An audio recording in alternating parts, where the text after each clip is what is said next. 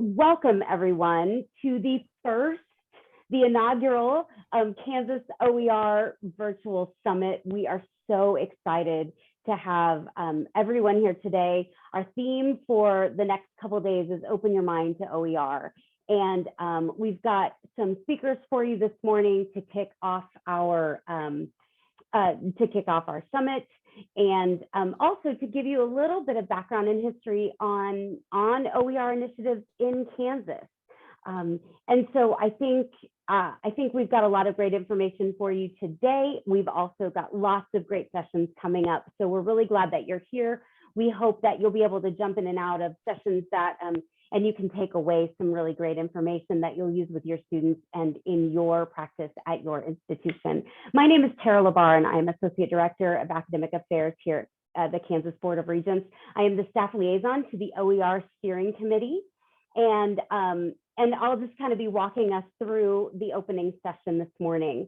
Our first speaker, the outline for our opening keynote session this morning is we're going to have a welcome from the chair of the Board of Regents, Cheryl Harrison-Lee, and she's got some remarks to kick us off. And then we're going to hear from a student representative, Mark Faber, who is the student body president from Fort Hays State University.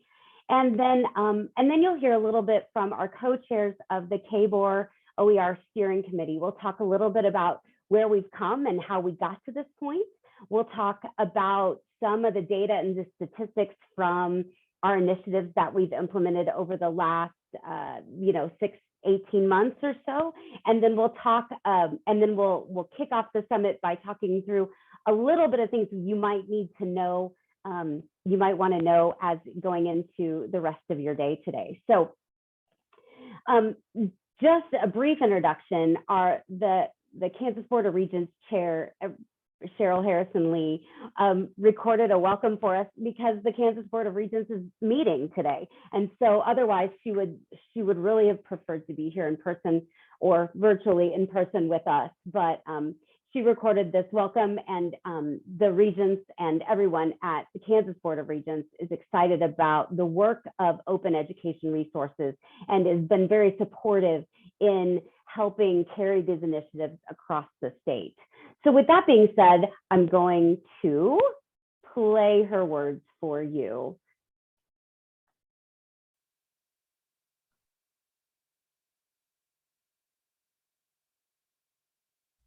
Welcome to the first Kansas Open Educational Resource Summit. My name is Cheryl Harrison-Lee. As the Kansas Board of Regents Chair, it is my privilege to be with you virtually today. You have come together from across the state to learn, share, collaborate, and network, because we know utilizing open education resources will increase access and affordability in education for all Kansans. Increasing affordability and access for students and families is one of the region's top priorities in our strategic plan, Building a Future. Our state faces a declining college going rate, and oftentimes families point to the cost of attendance as a barrier. It is imperative that we reverse this trend. Education beyond high school is the best way to help Kansans build good careers and earn sustaining wages, which in turn will help our economy thrive. OER is a promising practice to help meet the goals in building a future. OER helps keep higher education affordable and may help narrow equity gaps and improve student success by reducing the cost barrier for low-income students. We specifically included the promotion of open educational resources in the strategic plan. I'm grateful for the work of the Kansas OER Steering Committee and its effort to expand OER initiatives across the state. The group of faculty volunteers from across the KBOR system have led this work for the past 4 years as they champion the OER work in Kansas for students to affordably access learning materials. This Kansas OER Summit is the culmination of their passion and serves as a shining example of their work's impact on our state. We are delighted that you joined us today. I'm excited to see the work that will result from your service in educating our students in Kansas.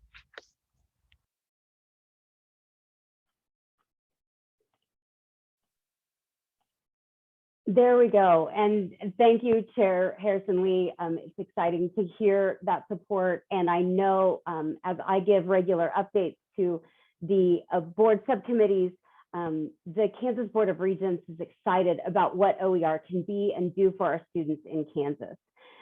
Next, I want to introduce Mark Faber, who is student body president of Fort Hays State University, and he has some words for us as well. Mark? Hello, everyone. So I guess like the slideshow said, I am the student body president of Fort Hays State University, and with that, I am the chair of the Student Advisory Committee for KBOR. I have a bachelor's degree in biology and a minor in psychology, and I'm currently a graduate student for the biology department. And my main goal is to go to medical school next year, which I just recently got accepted to, so I'm very excited for that. And when Claire reached out to me to speak about OER on behalf of the Students Advisory Committee, I was really excited about the idea, and she just asked me to talk about the impact that OER has on students.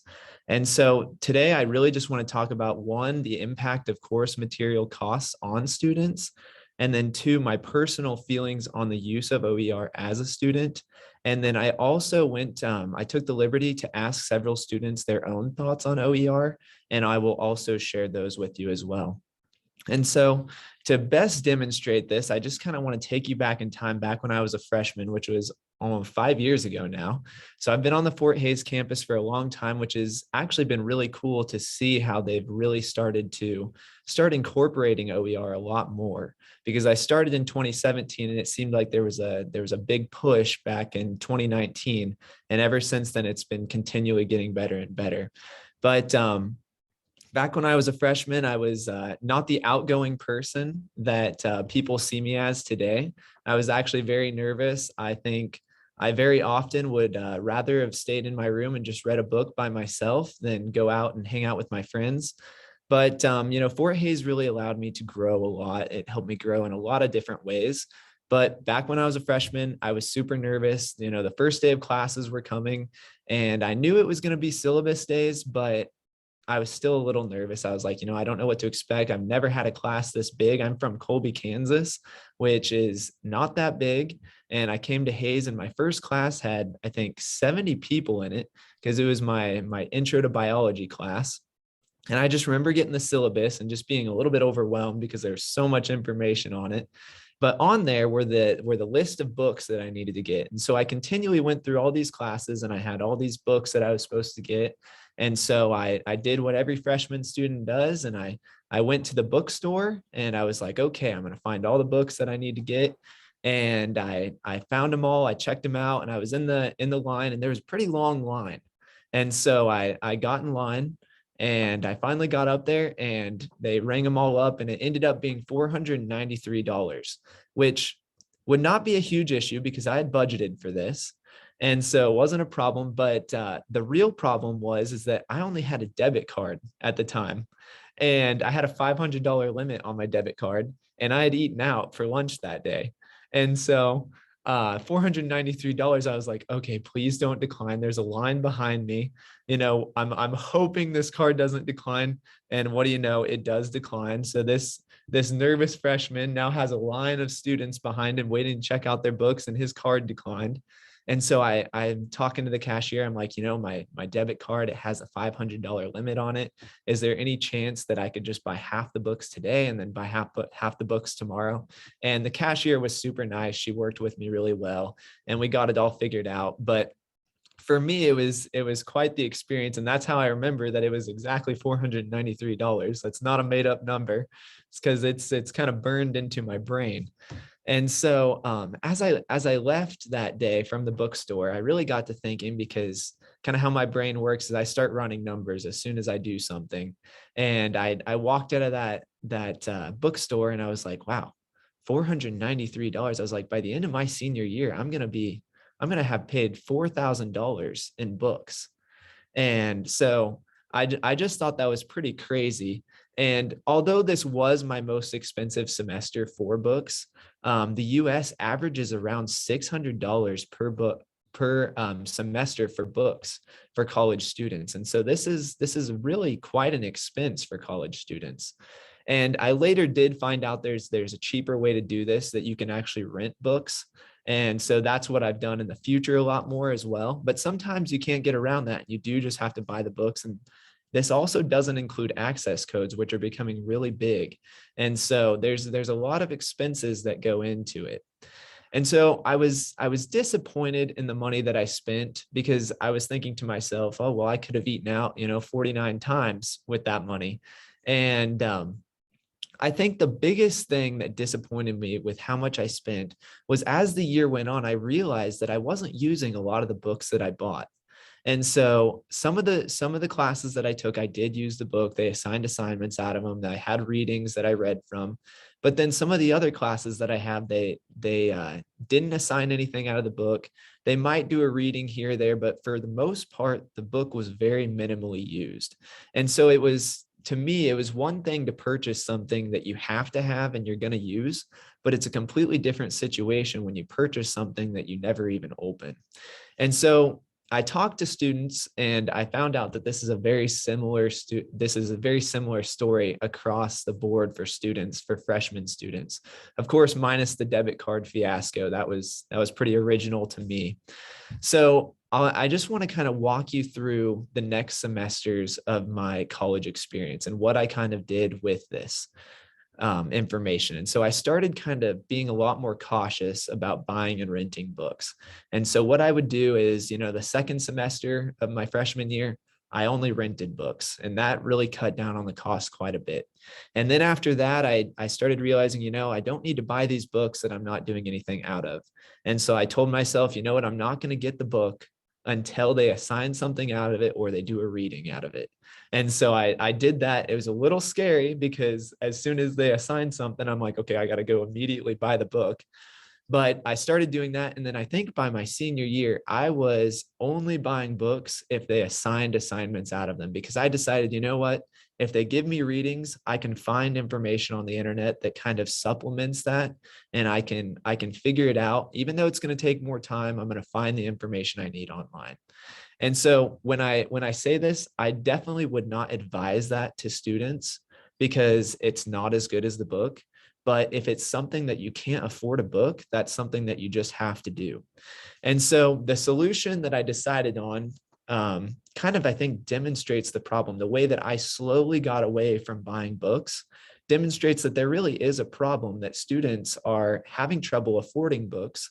They're not wanting to buy books. And because of that, they're not actually getting them. And so I had a choice to do this. Like, this was my own choice. I could have bought the books if I wanted to, but the problem is that some students don't have a choice to buy books because they simply don't have the funds for it. And so that puts them at an immediate disadvantage. And so what this really makes me think of is, I don't know if you guys have like a large friend group that maybe you were set to hang out with them. And, maybe you had work, you had something come up, you had a family issue, and you didn't end up hanging out with them. And then the next time you're hanging out, they're joking about what happened at that time that you weren't there. So they kind of have this inside joke going on, and you're just kind of sitting there, and you're wondering what's going on. You might even be laughing with them a little bit, just because you're trying to fit into that inside joke a little bit, try to understand what's going on. But for the most part, you're feeling confused. And so that, I think, is exactly how students feel that don't get the book, because they immediately get alienated. They start talking about what's in the book, and that student that wasn't able to afford the book is now sitting there thinking, well, maybe if I just write down my notes, I can read about this online, I can catch up with some information that's free. And so that's exactly what happens, is you have these students that are immediately alienated. They're immediately put at a disadvantage. And so I think the way that we solve this problem is OER. The Open Educational Resources push is such a good thing. And so I haven't had a ton of classes that have been OER classes, but I do have this one class that I want to talk about. And my professor was really great at doing OER. And it was probably the best class that I've ever taken. It was within the biology department. And my professor even made the statement that he said, I want to use this free book because I know that not every student will buy the book if I assign a book. And he even mentioned, he said, this book is not as good as the book that I would like to use, but because it's free, I'm going to use it. And then on top of that, he even did videos that he found online. And then he also got peer-reviewed articles that we could read. And that way we could really start to learn in a bunch of different ways, because each student learns in different ways. Some students get a lot out of a lecture, some students get a lot out of a video, and some students get a lot out of just reading it on their own time. And so what this teacher did is he made all of those things possible in a free way. And I just thought that was absolutely incredible. And my grade demonstrated that as well. I had a boosted learning experience, but it also boosted my performance. And when I talked to the students within my class, they just said they loved the class. They talked about how the videos were so helpful that if they weren't understanding something that he mentioned in lecture, they could go look at the videos. And if they didn't understand something, some other students might be reading the book that he assigned. But the great thing is that he had all these different things that we could look into that were free, that we didn't have to pay for. And so first off, I want to give credit to the teacher, but I also want to talk to the effect that OER had on that. I think OER is one of the biggest things that made that class such a successful class. And something I've also noticed, I've never seen OER in a negative light. I've never had a student come up to me and complain about the fact that he doesn't have to buy a book or she doesn't have to buy an access code. They're always talking about it positively. They come up, I don't even have to buy a book for my class because I have a free book, and they're doing videos and they're posting peer-reviewed articles. And there's just so many incredible things that we can get for free that, are able to supplement what a book could. And so the last thing I want to talk about is the students that I talked to. And so I talked to students. I said, what is your mindset on OER? And immediately what I realized is that students don't know the OER acronym. So they thought I was talking about OTR, it's called On the Rocks. It's a bar and grill in Hays, Kansas. And they have really good wings on Wednesdays. So they're like, oh yeah, I like the wings at OTR. But I was like, oh, well, I'm actually talking about OER, which is Open Educational Resources. And then after I mentioned that, they were like, oh yeah, I absolutely love that. I love when I don't have to pay for a book. And I've even had some classes where I felt like I did better just because there were so many different ways of learning on there. And so once I explained it to them, I didn't have a single student that had anything negative to say about it. They just loved the idea. And they even went so far as to say that if there was a class that was doing OER and they knew about it, they would switch to that class if it fit into their curriculum. And so I think this is something that students really love.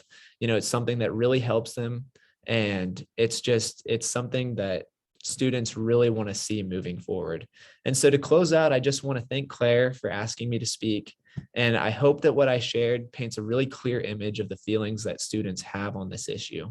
Lastly, I also want to relay the excitement and support that I have for open educational resources being used in classes across Kansas universities. So thank you all for listening. Wow, thank you so much, Mark. That was powerful. And again, what a great way to set the tone for the work that everyone's doing in the next couple of days.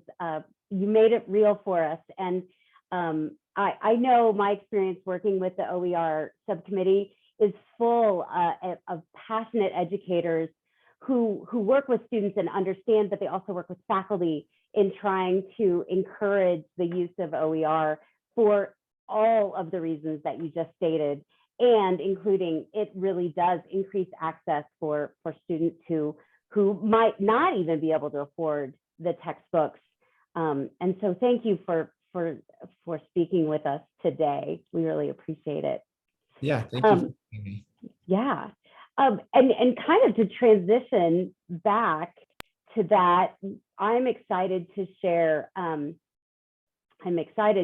with you a little bit of our history. And to do that today, you're going to hear from Brian Lindshield, who is one of the co-chairs of the OER Steering Committee, but also the original chair of the OER Steering Committee.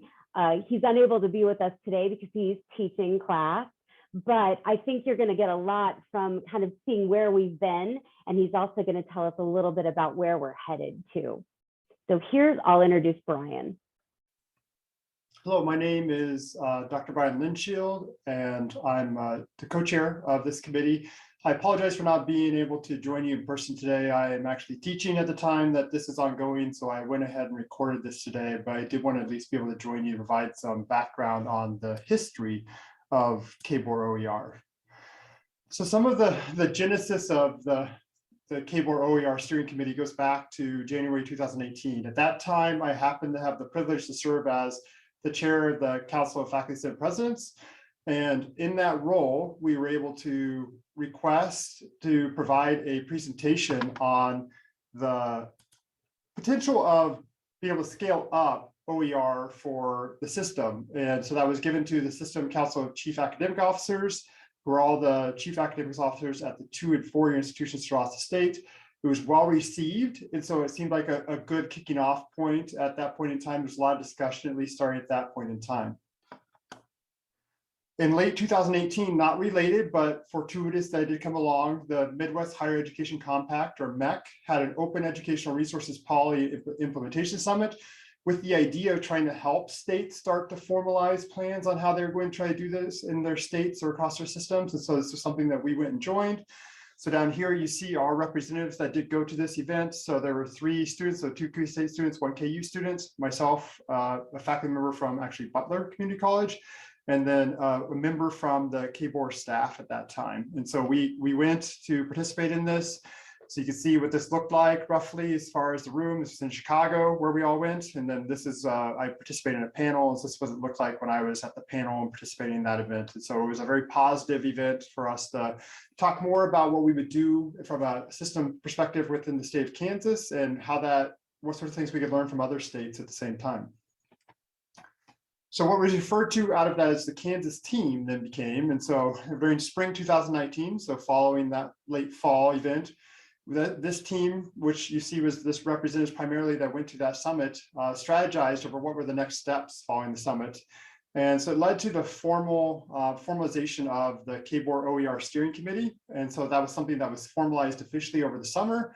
I originally was appointed as K-State's member since I'm a faculty member at Kansas State University, and they approached me over the summer and asked if I was willing to chair, and that was something I accepted in order to be able to do. And so that was a role that I moved into as the start of that committee. So we had our first Kansas Board of Regents OER Steering Committee meeting in September 2019. So this was in Topeka. In person. So you see, this is us sitting around the KBOR main room they have there. Little did we know at that time, this would be our only in-person meeting, given the nature of things that transpired afterwards. But we were very excited about getting this started and the fact that this was something that we were moving forward on at that period of time. One of the first things that we did work on working towards was planning a showcase, this 2020 Open Educational Resources Showcase. And so this is going to be at Washburn with the idea that we'd be able to have potential regents, legislators, other sorts of people, other sorts of influential individuals that could come learn more about what's happening about open educational resources across the state institutions.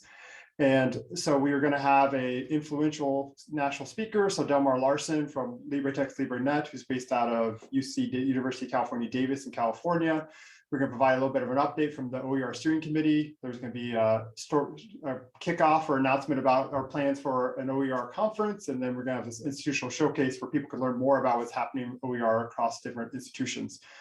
Unfortunately, like many other things in March 2020, this got canceled because of the pandemic that was coming along at that period of time. But that did not stop us from continuing to move forward on our work. So we did formalize an action plan in spring of 2020. We did formalize our action plan. And so if you're interested, you can go get that from the link here at the bottom. And here's some of the items that are contained in it. And I'm not going to go through them individually, but I highlight them here to kind of show that we've been very successful in completing a lot of our action plan items that we set forth at that first juncture when we were starting to really strategize on what sorts of things we were going to work on. And so a lot of these are completed and ongoing. And so I'm very proud of the work that we've been able to do in that regard. One of the ones I did want to highlight, and I know Chair Harrison-Lee highlighted this as well in her introduction, is one of our ones was to be officially recognized by the K-Board and the strategic plan about OER. And so this is from the K-Board Building a Future Plan. And see, they do have promote open educational resources as one of their promising practices in the plan. So that was a very big milestone for us on the steering committee to see that being recognized formally by the committee. So that's the end of the history. And so I'll leave it to Tara now to pick up on the next part. Great. Oh, shoot. Thank you. Hello, my name is Dr. Barton. Sorry, there we go. Now we've got Claire shared a link to the action plan online for us. And I'm going to talk a little bit, picking up where Brian left off, I'm going to talk a little bit about the specific initiatives that we've put in place since that action plan was created in 2020. And I would assume several of you have been made aware of these as well. So if you look across the way, first of all, we started in the fall of 2020 with the Kansas OER webinar series. We had hoped that this conference would happen in the fall of 2020 in person at Fort Hays State was the original plan. But COVID had different plans for all of us at that time. And so in a way, not to even just to scrap that altogether, the steering committee created a webinar series. These were the 4 topics that they ran through the fall of 2020. And those recordings are still online on our Kansas OER webpage. Also in October of 2020, we joined the Open Education Network, OEN, which is hosted out of the University of Minnesota as a consortial member. And we'll have that membership for at least 3 years, because that's the commitment that we made with that membership. And as a result of that membership, we were able to offer the Open Education Network faculty workshop model. And we started those faculty workshops in the spring of 2021. I'll talk more about that data here in a minute. Next, in the summer of 2021, you can see here in the middle that we started to collect some baseline data on the use of OER across our Kansas system institutions. So across the 32 public institutions, we sent out this survey. We intend it to be annual, so we'll have another round coming up in June this year. And our intent was just to see if we could start measuring OER initiatives across the state. And so we have that instrument ready to use. The other thing, and then I guess the last thing I'll point leads us here. And so you can see down here the Kansas OER Virtual Summit, which is where we are today. And so all of that really has walked us right up to this point. With the faculty workshops, hopefully several of you have been able to take advantage of those. We offered 5 workshops in the spring of 2021 that included 109 faculty participants. And as a part of that faculty workshop, OEN recommends that you use a stipend model, which means faculty attend a 90-minute workshop, and then at the end of the workshop, they're invited to review a text out of the open text library. And faculty members who choose to review a text, an open text of their choosing, they upload an online review for that text, and then they fill out a stipend form for KBOR, and then we offered a $150 stipend payment. So KBOR had a grant that they could use for those. So for all of these faculty workshops, the option for that $150 stipend payment was available. In the fall of 2021, this past fall, we continued with 6 additional workshops, 82 participants that time, and we paid out another 32 stipend payments. We still had some money in that grant fund. So this semester, we were able to open up those faculty workshops for any institution in Kansas. These workshops can be virtual or in person, and we've already had 3 institutions that took advantage of this in January to offer it as professional development for their faculty. We have also 20 faculty workshop trainers all across the state that are happy to help lead those in conjunction with faculty on your staff or for your faculty. And so if that's something that you're interested in at all, please reach out to me and let me know. Even for our private higher education institutions, I don't know that the grant payment, the stipend payment would be optional, would be an option, but we certainly are happy to offer the faculty workshop for you and provide trainers, if that's something that you'd like to bring to your institution as well. This has been a really great model, and I think it's really helped us expand information about OER across the state. A little bit about our annual survey. Really, the point of the survey was to set that baseline data, and then I'll share with you a couple of our 2021 findings. First of all, we learned that a majority of our institutions have a policy or program or a committee that supports OER, but we do have a few more that are that they don't, they're still exploring it. So it seems like OER is on the radar for most of our institutions, but we also have amongst our 32 institutions a wide variety of experience and learning in this area. Second, we learned that a limited number of institutions have OER incentive or grant programs or have any funding to support transitioning to OER. So while it's on the radar, not very many of our institutions have a way to incentivize or support that growth. And third, we learned that time and resources and awareness of OER are challenges to OER adoption. So funding and support was the most common common support thing that would help overcome those barriers. And so that's the kind of thing we'll be tracking. And we're all excited to see, what the data will show us in 2022. Looking forward, kind of building from there, I'm going to let Brian talk again about how, about where we're going and where the work we're going to build on these initiatives. So here's Brian again. Okay, so I'm back to provide a little bit of a glimpse on maybe what to expect looking forward as far as plans for the system and OER. So we are, as I indicated in my last presentation, we've done a good job on completing the action plan that we set forth when our committee originally was charged. And so now we're at a point in time where we need to really think about what we want to do next. And so I wanted to highlight some of the things that are on the next action plan, which is in development draft that's available. So one of the first items that we're going to probably work on this spring is to have a new co-chair to replace myself. And so we moved to a co-chair model last summer where there's a 4-year and 2-year co-chairs on staggered 2-year terms so that there's never two co-chairs rolling off at the same time in theory. So Lee, who has joined us today as well as the 2-year institutional co-chair, and so she will continue, and there'll be a new 4-year co-chair as the model. And so that was a big step forward for us. We didn't have a formalized process on how to kind of allow us to continue forward in our work. Some of the other items that I anticipate being in the new action plan based off of the conversations and work that we've done is we're going to explore more on platforms and repositories. And so if you're not familiar with platforms and repositories, platforms are places or online tools that allow you to utilize OER and possibly be able to do more of the adoption, creation piece with that in an easier manner and allow that to be something that someone else can be able to build off and utilize as well in an easier manner. So that's a big part of what we're looking at. We're also looking at more professional development resources about improving accessibility of all current and future resources, since accessibility is something that's very important to make sure that it's accessible to all students.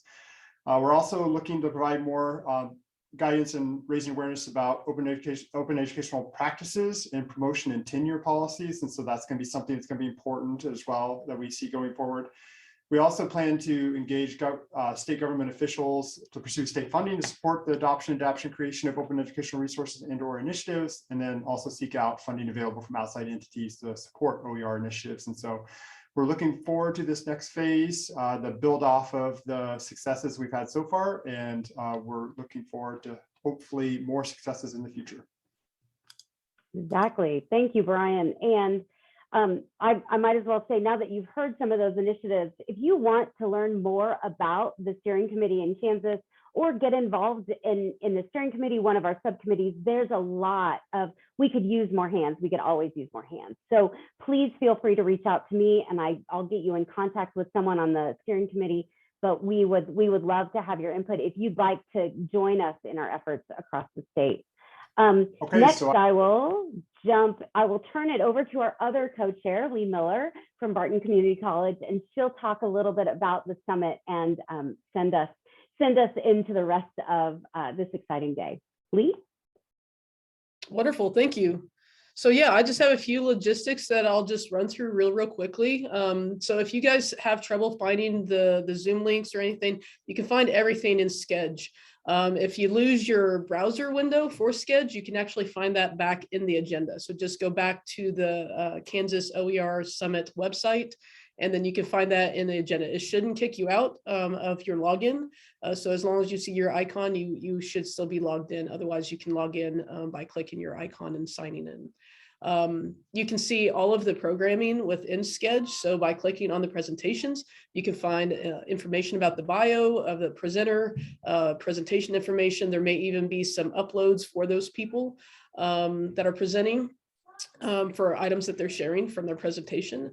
And then last but not least, the end of each day. So our kind of interactivity components. And so the end of today, we'll actually have a breakout session where you guys can all collaborate with your colleagues within similar disciplines. And so we have a small list right there. So we really hope that you guys engage with that and can interact and communicate with your colleagues to find out different connections and ideas and share those thoughts. Thursday, we'll have 3 different interactive workshops. So they will be led by presenters with some general information at the beginning. And then you'll have opportunities to engage with those presenters as well as the other attendees that are there and actually work on some stuff that you may be interested in trying or learning about throughout those workshops. And those are a little bit longer in length. And so with that, sorry, I can't see the last part of my slide. We want to thank a few people for all the work that they've done. So if you can go ahead and go to the next slide there, we'll give a list. So these are the KBOR Summit Committee. So this is a sub team and everybody that served on that sub team, and they put in a lot of work. Many of them are presenters or moderators today. So you'll probably see many of them as we move through the next day or two. But by all means, please don't hesitate to reach out to any of us, and we're happy to help wherever we can. And then in the next slide is our steering committee list. And so these are all the people that currently serve on the OER steering committee. And I'll just second what Tara had mentioned earlier as far as engaging with the OER initiative that we have across Kansas.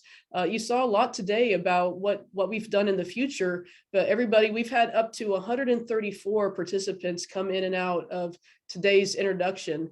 And you guys are what's going to generate the future of OER Kansas initiatives. So by all means, don't hesitate to reach out. We can definitely provide support or find ways of where you can engage with this initiative. So with that, I'll go ahead and go to the last slide. We want to recognize the support and sponsorship of these two. So KBOR, we wouldn't be here without the KBOR support and their initiative to start this steering committee for OER, as well as Midwest Higher Education Compact. They've done a lot of work on the back end. And we want to thank Katie and Annika for all of their support and generating the website that you see and the work with Schedule and all that type of stuff. So with that, we are just a hair over time, but we almost made it exactly on schedule. So with that, we'll go ahead and kick you guys off to the rest of the summit. We really appreciate you guys being here with us today, and we hope you enjoy the rest of today's sessions.